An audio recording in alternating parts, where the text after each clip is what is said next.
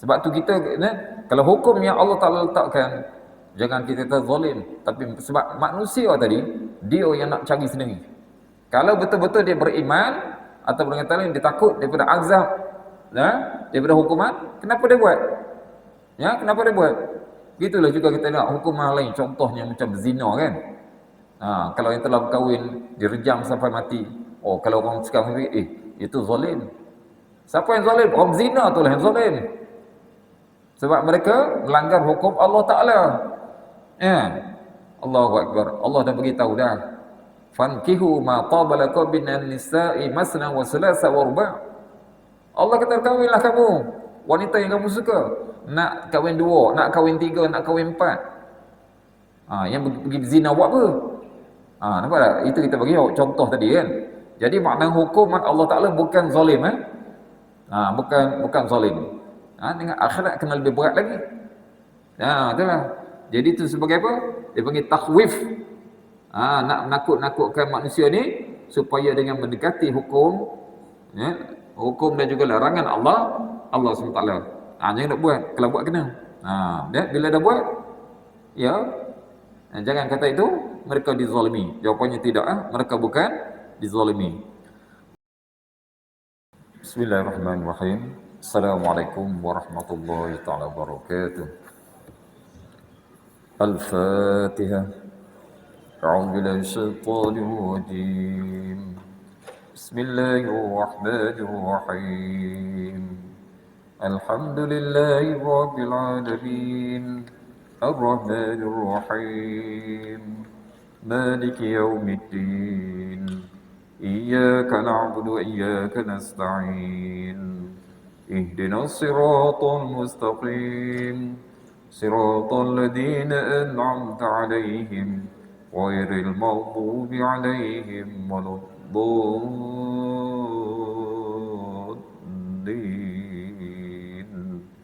Amin. Bismillahirrahmanirrahim. Alhamdulillahil alamin wa bihi nasta'inuhu wa nu'minu bihi wa natawakkalu 'alaihi wa na'udzu billahi min shururi anfusina wa min sayyiati a'malina. May yahdihillahu fala mudilla lahu wa may yudlil fala hadiya lahu. Asyhadu an la ilaha illallah wahdahu la syarika lahu wa asyhadu anna Muhammadan 'abduhu wa rasuluh. Rabbi shrah li sadri wa yassir li amri wahlul 'uqdatam min lisani yafqahu qawli. Subhanaka la 'ilma lana illa ma 'allamtana innaka antal alimul hakim. Allahumma aftah bainana wa baina qaumina bil haqqi wa anta khairul fatihin. Allahumma faqihna fid din wa 'allimna 'ilman nafi'an ya arhamar rahimin. Amma ba'du.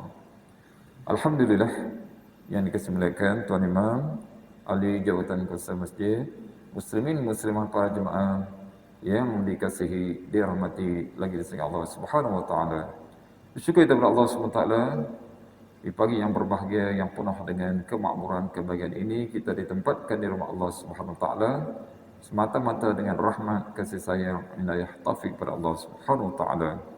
Alhamdulillah kita dapat tunaikan fardu subuh jemaah dan dapat kita meneruskan lagi dalam pelajaran tafsir. Jadi insya-Allah sebagai meneruskan kita lihat surah Maidah ayat yang ke-33. Surah Maidah ayat yang ke-33. Baik, sebagai renungan kita, selama mana Allah Taala menceritakan peristiwa dua orang anak Nabi Adam, Qabil dan Habil pembunuhan. Dengan sebab apa? Walaupun adik-beradik kita ada hasad dengki, iri hati. Tidak manusia tu dia ada benda tadi yang kena jaga dalam keluarga pun boleh berlaku, apatah di luar lagi.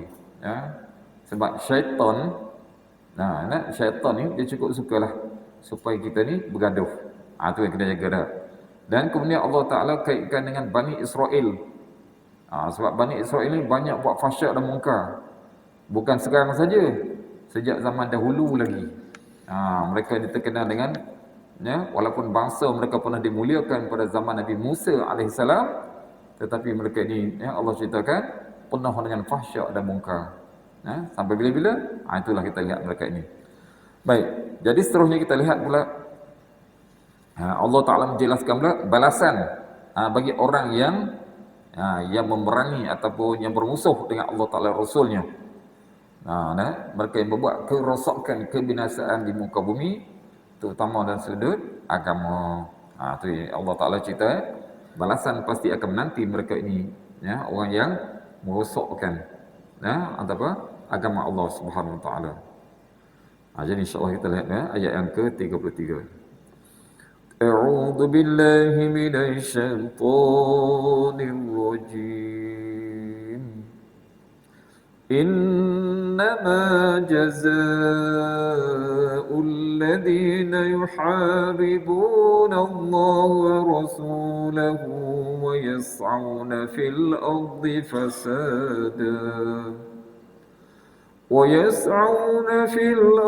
فسادا أن يقتلوا أو يصلبوا أو تقطع أيديهم وأرجلهم من خلاف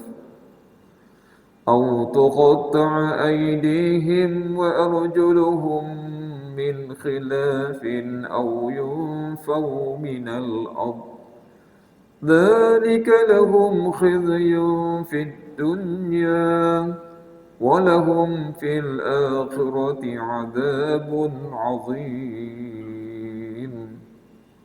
Dan di dalam ayat ini Allah berfirman, innama jazaa'ul ladzina yuharibuna Allah wa rasulah. Sesungguhnya pembalasan pembalasan terhadap orang-orang yang memerangi Allah. Ini Allah tu orang bermusuh dengan agama Allah. Nak perang dengan Allah tu tak semestinya mustahil benda tu kan. Okey, dia maksud agama Allah. Orang yang memerangi Allah dan Rasulnya, wa yas'auna fil ardi fasada, dan membuat kerosakan di muka bumi. Baik, apa yang dapat? Tu ya. Ay yuqattalu, yang pertama. Mereka dibunuh. Mereka boleh diperangi ya. Yang kedua, au tuqata aydihim wa arjuluhum min khilaf, atau dipotong tangan dan kaki mereka dengan bersilangan. Yang ketiga, au yunfau minal ard, atau dibuang dari negeri, iaitu dari tempat tinggalnya tadi. Baik. Jadi hak sini, maka kita lihat sini, Allah sebut di sini mereka ni yuharibun. Yuharibun asal berperang. Iaitu maksud ni adalah menentang, membangkang, menolak, mengingkari. Iaitu Allah kaitkan yang maksud ini adalah mereka yang melakukan kekufuran. Dan juga mereka yang menjadi seperti orang kita sekarang macam something di jalanan. Ada juga tu tak? Ya, itu semua termasuk dalam ini. Sebab zaman dahulu dia taklah naikkan kenderaan. Sebab dahulu mungkin mereka ni jenis merompak, mengganggu kafilah dan sebagainya tadi. Jadi semua itu Allah kaitkan apa tu? Mereka itu adalah yang membuat kerosakan di muka bumi, iaitu tidak mendatangkan kebaikan, sebaliknya mereka mendatangkan kesusahan, kerumitan pada orang lain, sudut agama dan juga keduniaan. Baik, dalam ayat ini kata Ibn Jarir yang diriwayatkan oleh Ikramah dan juga Hasan Basri rahimahullah taala. Ni pendapat Ikramah dan Hasan Basri. Allah sebut sini, innama jazaa'ul ladzina yuharibuna Allah wa rasulah.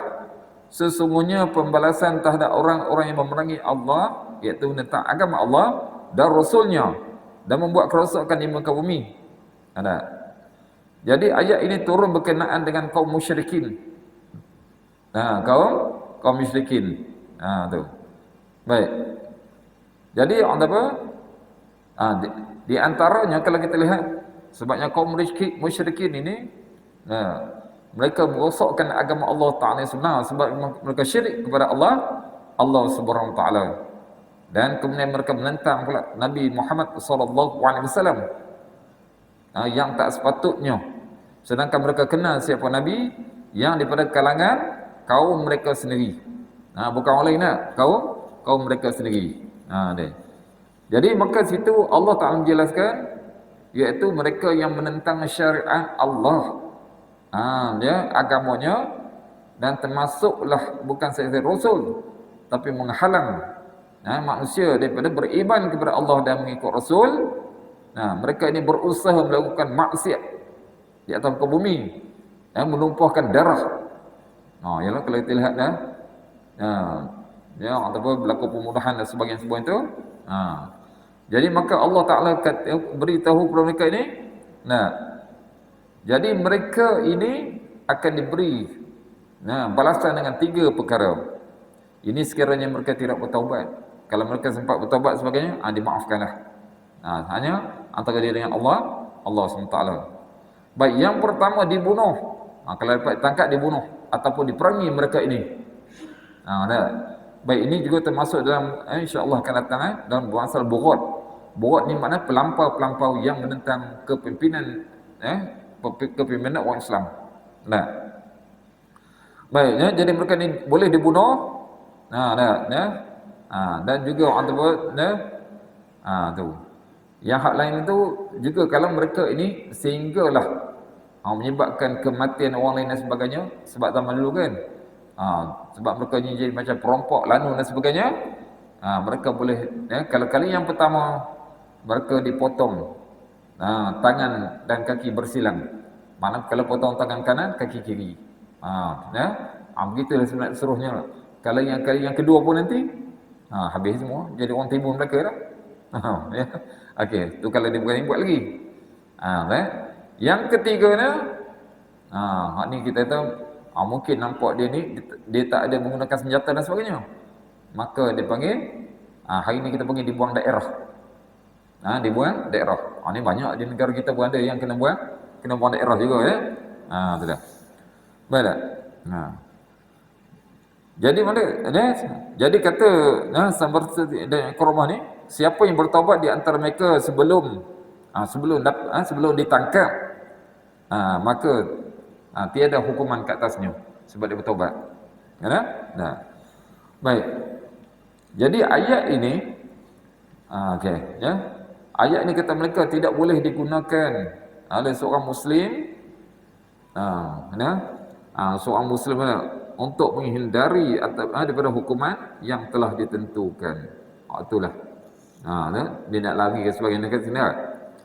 Baik, jika dia telah membunuh orang lain, melakukan kerosakan di muka bumi, kerosakan ni tak kira lah, ambil curi harta orang dan sebagainya kan, buat fahsyat muka atas muka bumi, atau memerangi Allah dan Rasulnya, iaitu macam orang kafir musyrikin Mekah dulu, mereka menolak Islam dan berperang dengan umat Islam. Baiklah. Jika dia bergabung dengan orang kafir,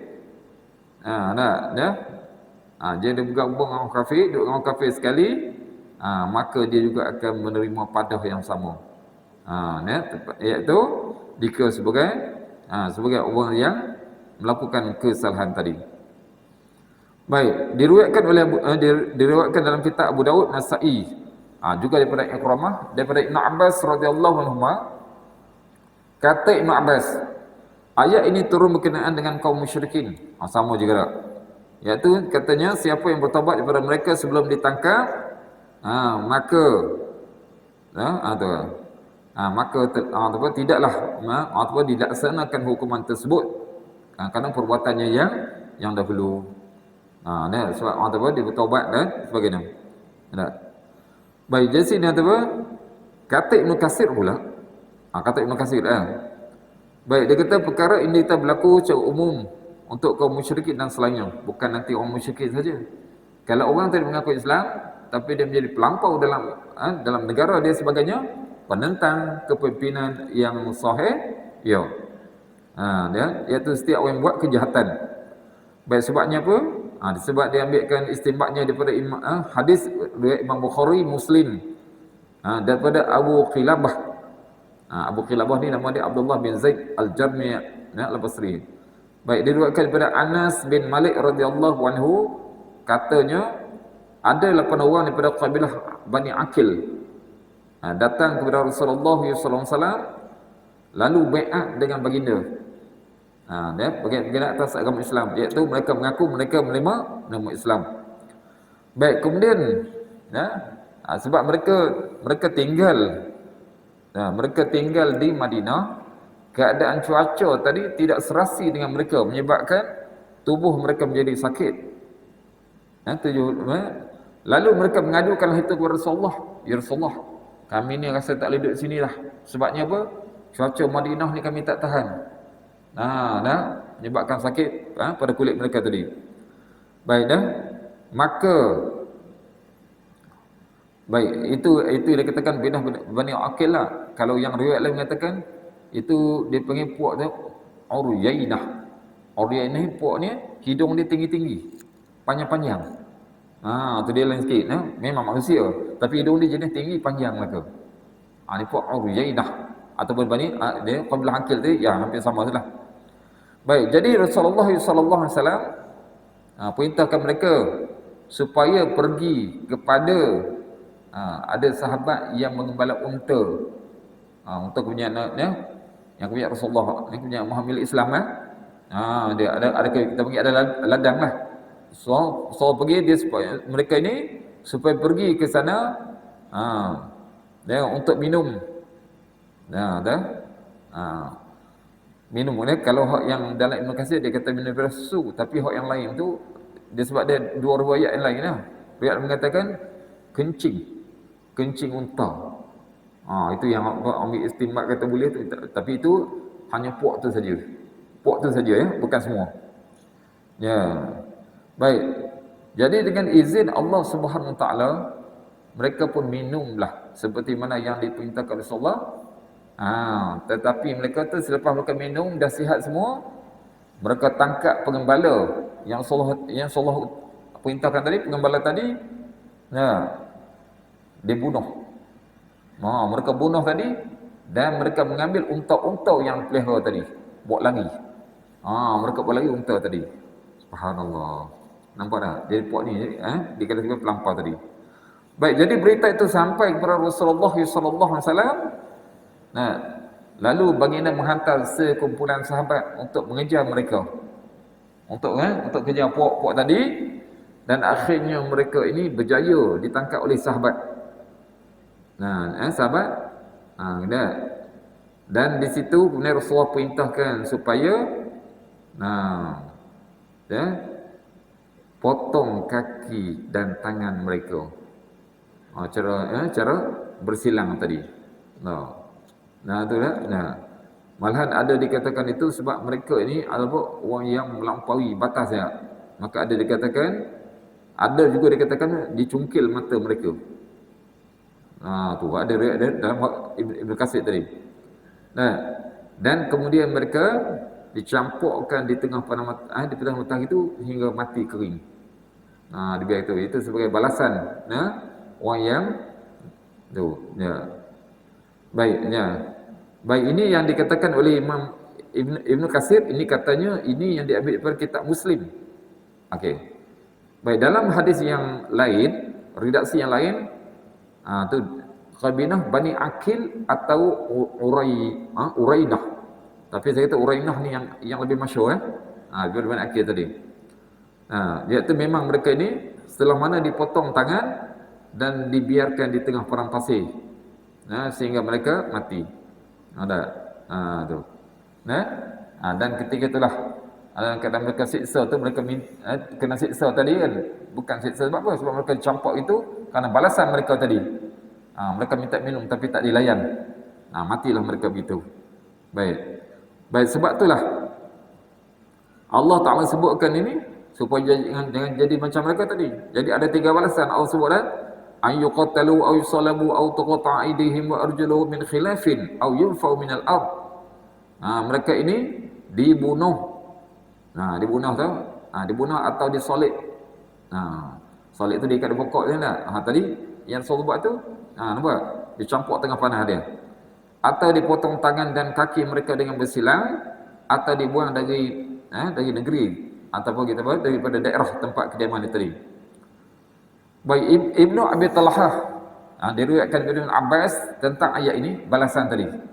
Jadi barang siapa yang menghunus pedang, siapa yang menghunus pedang, mana yang tarik buka pedang di tengah-tengah orang muslim, dan menjadi pengganas, menjadi pemberontak dan sebagainya, kemudian ditangkap, maka kaum muslimin diberi pilihan.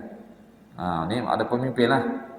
Baik, jika suka boleh bunuh. Sebab Allah Taala bagi 3 tadi. Bila ni ada burat dia bagi jika nak bunuhnya atau salibnya. Biar mata kering situ dah. Atau memotong tangan dan kakinya. Bersilang tadi dah. Baik, itulah juga dikatakan oleh Sa'id bin Musayyab. Ni tabi'in salih. Kemudian Imam Mujahid atau Imam Basri, Ibrahim Naqai, Imam Ad-Dahhak. Jadi semua sama saya pendapat dia. Baik, ya. Itu yang diriwayatkan daripada Abu Ja'far Ibn Jarir dalam kitab tafsir dia tadi. Baik, ya. Baik. Jadi kalau kita lihat di sini, hukuman ke atas pelampau tadi, maka diberikan oleh pemimpin Islam nak buat apa yang mereka tu. Ini diizinkan Islam. Kalau kita tengok, itu macam apa, mendera orang. Tak, sebab orang tadi memang dia, kita kata apa, buat kerosakan di muka bumi tadi. Sekarang sekarang ni kita apa? Kalau tangkap Israel hak sekarang ni, hak Zionis tu, boleh buat macam ni. Boleh buat macam ni lah. Allahu Akbar. Baik. Jadi kemudian Allah Taala jelaskan tadi, itulah balasan mereka. Dzalika lahum khizyun fid dunya. Ini. Sebab tu kita kalau hukum yang Allah Taala letakkan, jangan kita zalim, tapi sebab manusia tadi dia yang nak cari sendiri. Kalau betul-betul dia beriman atau berkata lain dia takut daripada azab, daripada hukuman, kenapa dia buat? Kenapa dia buat? Gitulah juga kita lihat hukuman lain, contohnya macam zina kan. Kalau yang telah berkahwin direjam sampai mati. Kalau orang sekarang itu zalim. Siapa yang zalim? Orang zina tu lah yang zalim. Sebab mereka melanggar hukum Allah Taala. Allahu Akbar. Allah dah beritahu dah. Fankihu ma taba lakum minan nisa'i masna wa thulatha wa ruba'. Allah kata kahwinlah kamu wanita yang kamu suka. Nak kahwin 2, nak kahwin 3, nak kahwin 4. Yang pergi zina buat apa? Nampak tak? Itu kita bagi contoh tadi kan. Jadi makna hukuman Allah Taala bukan zalim bukan zalim. Dengan akhirat kena lebih berat lagi. Itulah. Jadi itu sebagai apa? Dia panggil takhwif. Nak menakut-nakutkan manusia ni supaya dengan mendekati hukum, hukum dan juga larangan Allah SWT. Jangan nak buat. Kalau buat kena. Bila dah buat, jangan kata itu mereka dizalimi. Jawapannya tidak. Mereka bukan dizalimi. Baik. Jadi Allah sebut sebab tu Allah jelaskan. Allah jelaskan kepada mereka ini hukumnya ada 3 tadi. Ada 3 tadi ya. Baik. Ini kalau kita tengok seperti mana juga yang hampir sama juga. Tengok setiap satu tu ada balasan. Walaupun contohnya kita tengok orang pergi buat haji, buat umrah kan, pakai ihram. Bila pakai ihram tu kemudian dia pergi memburu. Allah Taala bagi. Macam surah Maidah yang akan datang nanti. Allah sebut dah akan datang nanti. Fajaza'um mislu ma qatala minan na'mi yahkumu bihi zawa 'adlin minkum hadiyan balighal ka'bati aw kafaratun tu'amu masakin aw 'adlu dzalika qiyamah. Dalam kita tengok tu, orang yang pergi haji pun kena denda juga kalau buat kesalahan. Maka dendanya ialah menggantikan dengan binatang ternakan yang seimbang dengan buruan yang dibunuhnya. Kalau diburu ni kena bayar yang sama besar dengan dia. Menurut keputusan 2 orang yang adil. Nak pergi harga tu ada 2 orang yang adil di antara kamu sebagai hadyu, binatang sembelihan yang dibawa sampai ke Kaabah. Atau dendanya bayar kafarah dengan beri makan orang-orang miskin atau berpuasa seimbang dengan makanan yang dikeluarkan itu. Surah Maidah 92 insya-Allah akan sampai nanti ya. Jadi dalam ibadat pun kena ada apa? Ada denda kan kalau buat kesilapan. Ini kalau buat fasyak munkar, buat kerosakan di muka bumi, lagilah dia. Tu. Baik. Dan begitulah juga tengok. Cuba kita lihat dah tentang puasa pun. Atau puasa dah. Kalau orang buka puasa macam mana? Tengok. Dalam surah Baqarah yang lepas dah, ayat 196, ma'adhan syaitan wajim, faman kana minkum maridan aw bihi adam min ra'sih fa fidyatun min siyamin aw sadaqatin aw nusuk. Jika ada di antara kamu yang sakit atau gangguan di kepalanya, lalu dia bercukur, maka wajiblah atasnya fidyah. Tu ni bab yang bab kita dah tu pergi haji juga dah. Dia masa tu kata rambut sakit kepala terpaksa cukur rambut ataupun sakit dia. Dia kena bayar fidyah, iaitu berpuasa atau bersedekah atau berkorban. Tu Allah bagi pilihan dah. Maknanya ada denda dalam ibadat sekalipun. Allahu akbar tu. Baik, dah. Jadi ada tiga perkara. Ada tiga perkara yang Allah sebutkan tadi. Yang pertama yuqattalu, mereka dibunuh apabila mereka ini memang kita tak kembali, dengan lain tidak bertaubat. Tak bertaubat ditangkap dalam keadaan mereka ini mereka ni bersenjata dan sebagainya tu. Au yusallabu, boleh disalib juga. Salib ni diikat di tiang ke di pokok kan. Biar mati kering itu. Au tuqata'a aydihim wa arjuluhum min khilaf, atau dipotong kedua tangan mereka ini bersilang. Ini seperti mana yang dilakukan Balpok. Ada dikata Bani Aqil ataupun Urainah tadi. Urainah tu yang paling masyhur sekali. Baik, dan yang ketiga pula Allah sebut au yunfau minal ard, atau dibuang daerah. Senang tadi dibuang daerah. Okay. Baik, tentang dibuang daerah ini menurut sebahagian pada ahli tafsir, maksudnya orang itu orang yang borot pelampau tadi dicari dan ditangkap dia lalu disanakan hukuman kepadanya ataupun dia ni dibuang daerah tadi. Baik, ini yang dikatakan oleh Ibnu Jarir daripada Ibnu Abbas, Anas bin Malik, Sa'id bin Jubair, Imam Ad-Dahhak, Rabi' bin Anas, Zuhri, Al-Laits. Imam Malik bin Anas lagi. Itu adalah fatwa yang telah mereka letakkan tadi. Baik, itu sebahagian mereka. Sementara sebahagian lain pula mengatakan iaitu dibuang daerah tadi ataupun penguasa tadi, mana ataupun campurkan dia ke tempat yang bukan tempat yang tempat asal dia tadi. Allahu akbar. Baik, kalau yang pertama tadi dikatakan dibuang ke negeri dibuang daripada negeri yang dicampur negeri kafir. Negeri kafir pun ada tu. Kalau dia buang negeri tadi sebab dia ni dianggap sebagai orang kafir tadi. Okey dah ya. Okey, pendapat yang kedua tadi buang daerah ni masih lagi dalam negara yang sama. Yang ketiga pula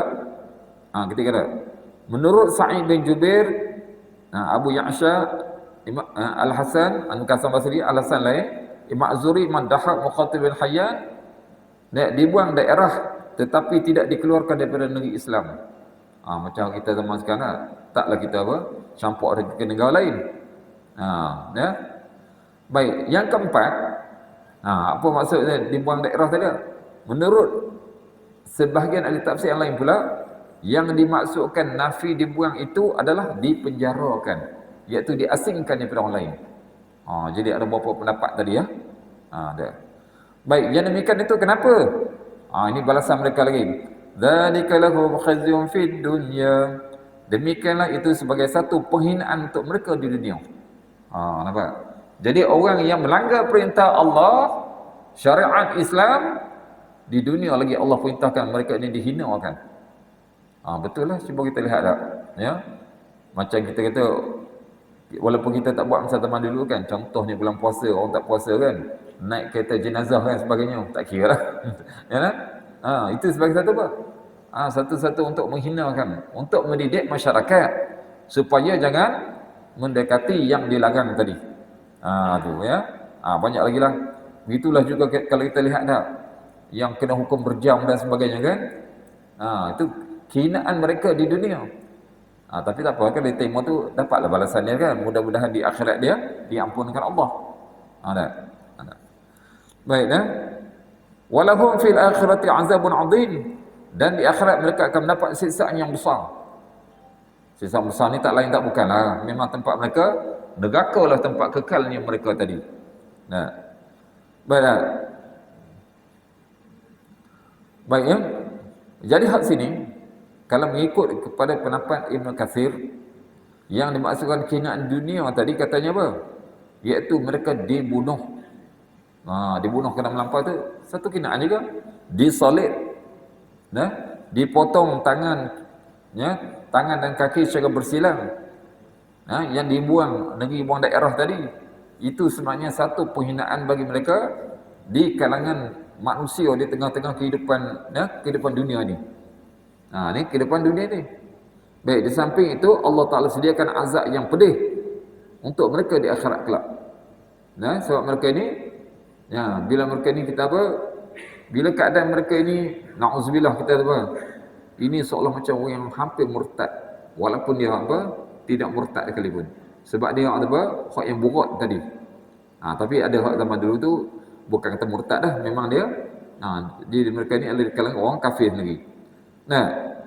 Baik ya.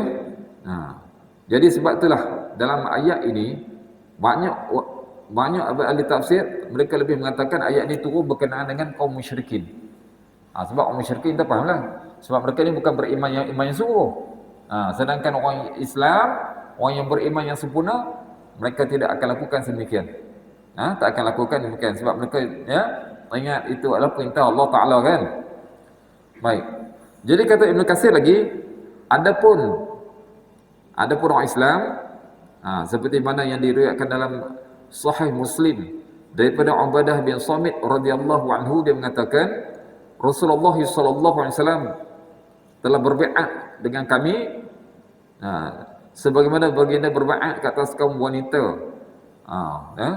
Itu yang pernah dikatakan oleh Ubadah bin Samit tadi. Baik, ini daripada puak-puak Ansar ni. Baik, apa yang mereka pernah baiat dengan Rasulullah? Baiat perjanjian setia dah. Kami tidak menyekutukan Allah dengan sesuatu pun. Itu dulu sebelum mereka Rasulullah pergi ke apa? Sebelum Rasulullah berhijrah ke Madinah lagi.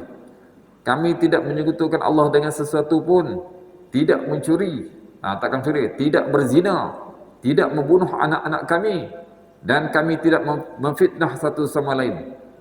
Atau perjanjian mereka Rasulullah dah. Barang siapa di antara kamu yang menepatinya, maka dia mendapat pahala di sisi Allah. Itu yang Rasul pernah beritahu kepada mereka dah. Barang siapa yang melakukan salah satu dari hal itu, lalu diberi hukuman, maka itu kafarah baginya. Okey, kita faham tak? Kalau orang Islam, walaupun tadi nampak untuk hina tak, itu sebagai kafarah. Contoh hukum hudud sebagai yang kena sebab dia tak keluar dari Islam, tapi itu sebagai kafarah, penebus dosa. Penebus dosa baginya. Barang siapa yang kesalahannya ditutupi oleh Allah, tempat Allah lah, orang tak tahu semua, dia tak kena hukum anda, maka urusannya dikembalikan kepadanya. Itu hak Allah lah. Jika Allah nak, Allah boleh mengazabkannya. Jika Allah nak, Allah boleh mengampuninya. Itu hak Allah Subhanahu Wa Taala. Baik, ini seperti mana yang diriwayatkan oleh Sayyidina Ali radhiyallahu anhu. Dikatakan sabda Rasulullah sallallahu alaihi wasallam, man aznaba dzamban fid dunya fa uqiba bihi fallahu a'dalu min an yusanniya 'uqubatahu 'ala 'abdihi wa man aznaba dzamban fid dunya fasatarallahu 'alaihi wa 'afa 'anhu fallahu akramu min an ya'uda 'alaihi fi syai'in qad 'afa 'anhu. Ini khantu' Islam, bukan musyrikin dia. Ini dia diberikan oleh Sayyidina Ali yang dia dengar daripada Nabi sallallahu alaihi wasallam. Barang siapa melakukan satu dosa di dunia, ada orang Islam barang siapa melakukan satu dosa di dunia, lalu ia dihukum kerananya, mungkin mencuri ke berzina ke, maka Allah lebih adil dari mengulangi hukumannya atas hambanya. Jadi maksudnya tu Nabi kata, insya-Allah lah Allah Taala tak akan ulang. Mana dah kena di dunia, maka habislah di akhirat nanti. Barang siapa melakukan satu dosa di dunia, lalu Allah menutupi, iaitu tak kena hukuman dunia dah, dan memaafkannya, itu kalau Allah ampun dah, maka Allah lebih mulia daripada kembali pada satu yang telah ia maafkannya sebelumnya. Itu hak Allah. Itu adalah hak Allah. Itu dah. Dari hadis ini diriwayatkan oleh Imam Ahmad, Imam Tirmizi dan Ibnu Majah. Baik. Sementara kata Ibnu Jarir, ya, Allah sebut penghinaan dunia tadi. Demikian itu satu penghinaan untuk mereka dunia. Iaitu maksudnya kata Ibn Jarir itu satu keburukan yang aib, hukuman, penghinaan dan siksa dunia sebelum di akhirat. Sebab di akhirat kena lain pula. Dan di akhirat mereka mendapat siksa yang besar, iaitu jika mereka tidak bertaubat dari perbuatan mereka itu hinggalah mati. Maka mereka akan mendapat siksaan di akhirat yang kekal di samping siksaan yang mereka terima di dunia ni. Sebab tu Allah sebut hukuman yang mereka peroleh di sana tu Allah sebut azab besar adalah neraka jahanam. Tak ada tempat yang lain. Allahu Akbar. Tu. Jadi Allah jelaskan tu mereka yang hak pelampau-pelampau tadi. Mereka yang menentang agama Allah Taala, menentang Rasul, menentang pemimpin Islam. Ini dipanggil di kalangan borat dipanggil dalam bahasa Arab. Borat ni pelampau-pelampau. Dia tak puas hati. Menyebabkan dia angkat pedang untuk menentang pemimpin. Tapi syarat pemimpin itu pemimpin Islam lah. Yang adil. Pemimpin yang adil yang menegakkan hukum agama Allah Taala. Sebab tu Allah jelaskan dengan ayat seterusnya. إلا الذين تابوا من قبل أن تقدروا عليهم فاعلموا أن الله غفور رحيم. Jadi setelah mana Allah ceritakan tadi ada hukuman, 3 hukuman hukuman tadi pun berat dah sebenarnya. Bayangkanlah tu dah. Kalau kena buang daerah tu boleh hidup lagi. Kalau kena potong kaki tangan, kan jadi susah dah. Daripada orang yang boleh buat kerja, mungkin tak boleh buat kerja, dia OKU kan. Tapi bukan Islam nak menyiksa tadi. Sebab apa? Itu balasan yang wajar bagi dia. Tapi Allah jelaskan ni apa? Akan gugurnya hukuman. Tu ya. Islam bagi lagi apa? Kenapa? Islam ni Allah Ta'ala jadikan apa? Jalan. Jalan kemaafan tu sebenarnya lebih banyak daripada jalan penyiksaan. Tapi manusia bila manusia degil lah, duk buat juga kesilapan, maksiat kejahatan tadi, wajarlah dia terima. Wajar terima tadi. Baik, sebab tu Allah sebut illa allazina tabu, kecuali orang-orang yang bertaubat. Di antara mereka, di antara pelampau tadi min qabli an taqdiru alaihim, sebelum kamu dapat menguasai, iaitu menangkap mereka. Jadi maknanya kalaulah dulu dia berperang dengan pemimpin kemudian dia dah bertaubat dah, tak dapat ditangkap kan? Okey dah. Allah sebut kamu tidak dapat sebelum kamu dapat menangkap mereka. Fa'lamu, maka ketahuilah wahai pemimpin, wahai umat Islam, annallaha ghafurur rahim, bahwa Allah Ta'ala Maha Pengampun lagi Maha Penyayang. Allahu Akbar. Memang kalau kita tu orang tu pernah lawan dengan kita marah. Tapi ingat Allah sebut kalau orang tu bertaubat, sebab itulah muslimin dan muslimat Allah Ta'ala dalam konteks sekarang kita dah. Contohnya orang tu dia buat jahat, dia kena penjara sekalipun, kemudian dia keluar, kadang-kadang orang ini bukan banduan. Kita tak boleh kata begitu. Jangan kata begitu. Kenapa dah? Sebab kalau mereka bertaubat, kalau mereka bertaubat, itu hak dia dengan Allah SWT. Bayangkanlah seorang bekas banduan pun boleh dipemimpin, tidak menjadi masalah. Tidak menjadi masalah asalkan dia bertaubatlah. Itu antara dia dengan Allah Ta'ala. Baik, bila berdasarkan pada pendapat kalangan yang mengatakan bahawa ini berkenaan dengan kaum musyrik, kaum musyrik ini jelas bertaubat maknanya mereka kembali pada Islam. Baik, adapun orang yang memerangi Allah Rasul di kalangan muslimin, di kaum muslimin, jika mereka bertaubat sebelum ditangkap, nampak? Jika mereka bertaubat sebelum ditangkap, maka gugurlah hukuman, kata mereka. Tak boleh bunuh mereka, tak boleh salib mereka, tak boleh potong kaki mereka. Lihat ya. Baik, adapun mungkin kalau pemimpin tu dia letakkan di buang daerah, itu tak apa lagi, masih boleh hidup lagi. Baik. Baik, jadi zahir ayat ini sebab Allah kata illa, kecuali. Jadi menunjukkan gugurnya semuanya. Maknanya tak perlu nak buat apa dah. Baik, dan kata Ibn Katsir, inilah yang diamalkan oleh para sahabat. Sebab zaman-zaman dulu kan ada pelampar-pelampar saja, tapi bila mereka bertaubat dan mereka jadi orang baik, maka mereka dimaafkan. Iaitu kesalahan mereka yang dahulu diabaikan. Dengan kata lain, tidak dihukumkan. Tak dihukum tadi. Baik, ini sebagaimana diriwayatkan oleh Ibnu Abi Hatim daripada Imam Asy-Sya'bi. Dia mengatakan, ini cerita dia. Harisah bin Badr al-Tamimi, daripada penduduk Basrah. Penduduk Basrah, dia telah membuat kerosakan di muka bumi dan memerangi Allah dan Rasulnya. Ini dia buat begitu ya, tu cara dia, maksud dia mereka lawan dengan agama Allah dah. Lalu lalu dia berbicara dengan segolongan daripada Puak Quraisy. Puak Quraisy antaranya Al-Hasan bin Ali, Ibnu Abbas, Abdullah bin Ja'far, iaitu meminta keampunan untuknya. Minta sahabat-sahabat dia minta ampunan sebab zaman dulu dia apa? Dia buat yang tak elok tadi. Lalu mereka beritahu kepada Sayyidina Ali. Zaman Sayyidina Ali lah. Namun Sayyidina Ali tidak beri jaminan keamanan untuknya. Maksud dia tak beri keamanan pun untuk lepaskan dia. Baik, lalu dia datang kepada Sa'id bin Qais Al-Hamdani, dan dia tinggal di rumah dia, rumah Sa'id tadi.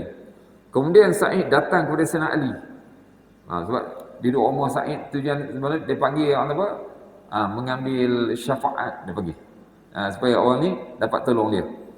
Jadi Sa'id ni pun dia berjumpa Sayyidina Ali.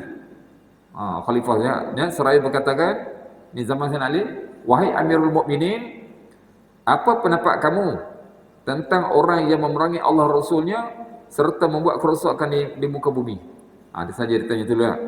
Lalu dia baca ayat tadi lah. Dia baca ayat tadi, kemudian dia baca illal ladzina tabu, kecuali orang bertaubat di antara mereka sebelum kamu dapat menguasai dapat menangkap mereka. Baik. Lalu kata Sayyidina Ali, dia memberi jaminan. Dia jaminan aman orang tadi. Sebelum ni Sayyidina Ali tak bagi dah. Tapi bila diperingatkan oleh, maka Sayyidina Ali pun bagi keamanan. Baik. Maka Sa'id bin Qais pun dia ambil peluang ni lah. Sebab khalifah dah bagi keamanan. Maksudnya dah bagi apa? Jaminan. Baik, maka dia kata yang dia maksudkan ni adalah Haris bin Badrin. Yang minta apa? Perlindungan kepada dia. Ya. Baik, ini yang juga diriwayatkan oleh Ibn Jarir dalam kitab tafsirnya tadi. Baik, ya. Baik, kata Ibn Jarir ada daripada Amir bin Asy-Sya'bi. Dia mengatakan seorang daripada kabilah Murad, ini kabilah lain pula, datang kepada Abu Musa Asy'ari ya. Ketika mana dia menjadi gubernur Kufah. Abu Musa Asy'ari jadi gubernur di Kufah pada pemerintahan Sayyidina Utsman radhiyallahu anhu. Okey. Jadi yang daripada kabilah Murad ini datang berjumpa Abu Musa setelah salat fardu. Setelah habis semayang maka dia pergi berjumpa. Baik, lalu dia berjumpa dengan Abu Musa. Abu Musa ni jadi gubernur. Gubernur ni macam kita sekarang macam DO lah. District officer. Wahai Abu Musa, ini orang yang minta perlindungan kepada kamu. Sebab dia jadi gubernur situ lah. Baik. Aku adalah Fulan bin Fulan daripada Bani Muradi. Dia ni sebagai apa? Wakil. Baik, kata dia, dulu aku memerangi Allah dan Rasulnya. Dulu aku menentang agama Islam serta membuat kerosakan di muka bumi. Kini aku sudah bertaubat sebelum engkau menangkapku. Sebelum katakan aku dah bertaubat kata. Baik, Abu Musa pun berdiri lalu mengatakan, baik, ini adalah si Fulan bin Fulan. Dia cerita orang tadi, dulu dia memerangi Allah dan Rasulnya serta membuat kerosakan di muka bumi. Kini dia sudah bertaubat sebelum kami dapat menangkapnya. Tu. Barang siapa yang berjumpa dengannya, tu dia lebih siap oleh Abu Musa ni. Maka janganlah melakukannya kecuali dengan kebaikan. Jangan buat apa-apa kepada dia. Mana lepaskan dia. Jika dia jujur, bertaubat yang sebenarlah, maka itulah jalan bagi orang jujur. Tu hak dia lah kalau jujur. Tapi jika dia dusta, maka dia akan mendapat dosanya. Kalau dia menipu, biarlah dia. Dah. Ya, jadi kemudian orang tersebut pun tinggallah di Kufah sekian lama. Selamatlah di situ. Ya. Baik. Tapi dia benar seperti yang kata Musa Asy'ari dah. Kemudian dia keluar. Dia tinggal lama situ, kemudian dia keluar daripada tempat tadi. Dan melakukan dosanya kembali. Dia buat semula. Panggil lama dah. Baik, nah.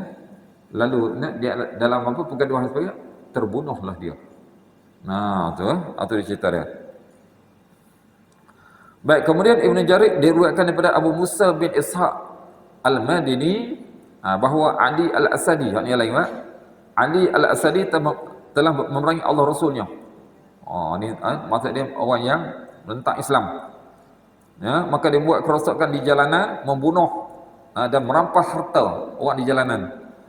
Maka pemuka dan masyarakat awam minta supaya dia untuk dia berserah diri. Tapi dia tak nak. Jadi orang jahat lagi. Mereka tak mampu untuk menangkap dia.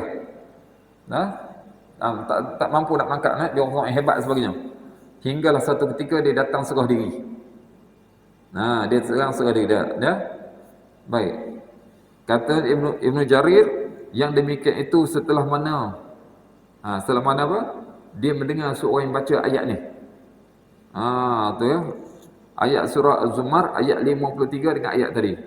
Qul ya ibadiyallazina asrafu ala anfusihim la taqnatu min rahmatillah innallaha yaghfiru dzunuba jami'a innahu huwal ghafurur rahim. Dia dengar ayat ni tersentak hati dia. Tengok ayat apa? Hai hamba-hambaku yang melampaui batas terhadap diri mereka sendiri, buat perosakan atas muka bumi. Janganlah kamu berputus asa dari rahmat Allah. Allah pesan, jangan putus asa. Sesungguhnya Allah mengampuni dosa-dosa semuanya. Sesungguhnya dialah yang maha pengampun lagi maha penyayang. Subhanallah. Jadi tengok ayat tu, maka dia pun terlekat pada hati dia. Dah. Maka dia pun berhenti di hadapannya, maka mengatakan, wahai hamba Allah. Jadi ada apa? Ali Asadi pun bila dengar tu orang tu baca ayat tadi, dia berhenti depan orang tadi. Dia kata kepada orang tadi, wahai Allah, hamba Allah, ulangi bacaannya. Dia suruh ulang ayat tadi, sebab dia faham ayat tadi.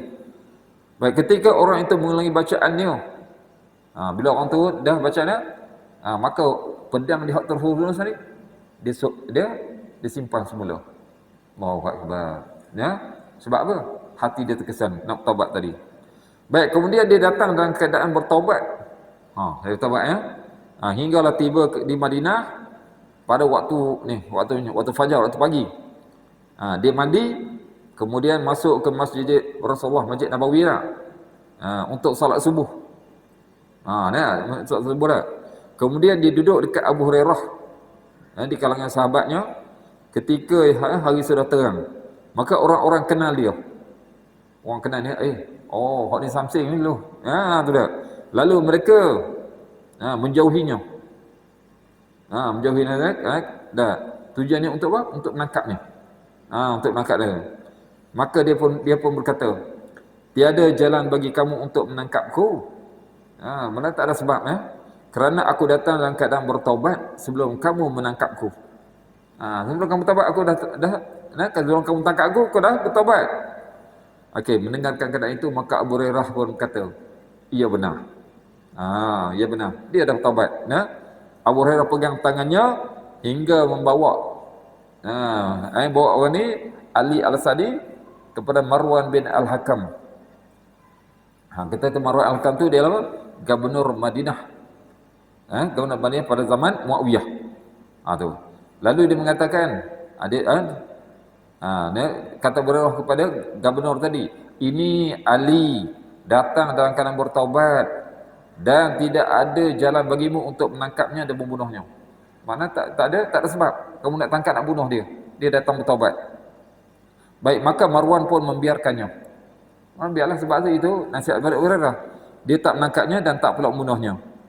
Baik, setelah itu Ali pun pergi sebagai orang yang bertaubat dan berjihad di jalan Allah. Allah, kan? Nampak kan? Dah. Jadi sampailah itu pasukan kaum muslimin bertemu dengan pasukan Romawi. Peperangan Rom tadi dah. Dah. Tu dia pergi pergi perang tu di laut. Dia pergi di laut dah. Dia jumpa pasukan Rom. Maka hampirkan kepada bot atau perahu yang pasukan Rom tadi. Lalu serang puak Romawi tadi, hinggalah mereka itu dikalahkan tadi. Dah, akhirnya kapal mereka pun tenggelam Melaka tu. Jadi maksud itu nampak tak?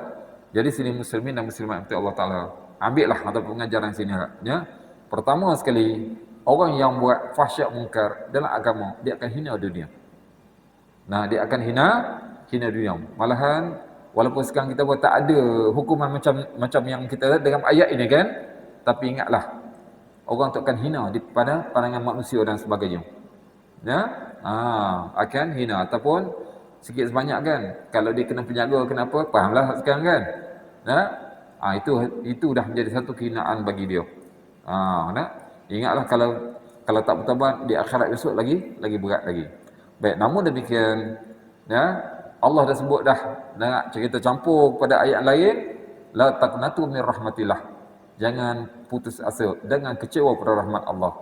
Makna kalau kita dulu dalam keadaan kita tak ada ilmu, dalam keadaan kita penuh dengan maksiat, penuh dengan dosa, tapi kalau kita bertaubat, insya-Allah Allah Taala akan beri pengampunan.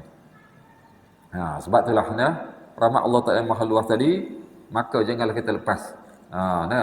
Kita ingatlah, kita ni walaupun kita boleh datang masjid, boleh datang boleh buat kebaikan, mungkin ada lagi dosa-dosa kita lain. Sebab tu kita kadang-kadang banyak bertaubat, banyak beristighfar kepada Allah Taala. Mudah-mudahan Allah Taala mengampuni kita. Sebenarnya Allah sebutkan tadi, berat dosa-dosa mereka tadi, tapi Allah Taala Maha Pengampun. Allahu Akbar. Jadi insya-Allah kita sekarang itu dahulu. Mudah-mudahan Allah Taala pencerahan kepada kita, beri kekuatan kepada kita apa kita dengar ni dapat jadi panduan yang baik itu, iaitu kita kembali kepada agama Allah Taala yang sebenar. Insya-Allah Allah akan beri taufik kepada kita untuk kebahagiaan dunia dan akhirat. Mudah-mudahan kita dapat jadi panduan dan dapat warkan kepada yang tersini. Walahuna aqulu qawli hadza astaghfirullah lakum wa billahi taufiq wal hidayah. Assalamualaikum warahmatullahi taala wabarakatuh. Insya-Allah kiranya para jemaah ada sebarang pertanyaan. Kalau ada. Tak ada? Allah. أعوذ بالله من الشيطان الرجيم بسم الله الرحمن الرحيم يا أرحم الراحمين يا أرحم الراحمين اللهم نسألك الخير ما سألك عبادك محمد صلى الله عليه وسلم ونعوذ بك من شر ما استعان محمد صلى الله عليه وسلم اللهم اجعل القرآن شفيعا لنا في الدنيا والآخرة واجعله لنا شفيعا في القبر وفي المحشر وفي الميزان وفي الصراط وادخلنا الجنة كالفصل برحمتك الرحمن اللهم اغفر لما تحب وترضى اللهم زدنا علما نافعا وزدنا يقينا صادقا وزدنا عملا متقبلا عندك يا ارحم الراحمين ربنا ظلمنا انفسنا وان لم تغفر لنا وترحمنا لنكن من الخاسرين ربنا اتنا في الدنيا حسنه وفي الاخره حسنه وقنا عذاب النار وصلى الله على سيدنا محمد وعلى اله وصحبه اجمعين والحمد لله رب العالمين Subhanallah wa bihamdihi subhanallah wa bihamdihi asyhadu an la ilaha illa anta astaghfiruka wa atubu ilaik. Bismillahirrahmanirrahim wal 'asri innal insana lafi khusr illa alladhina amanu wa 'amilus solihati wa tawassaw bil haqq wa tawassaw bis sabr. Wallahu a'lam.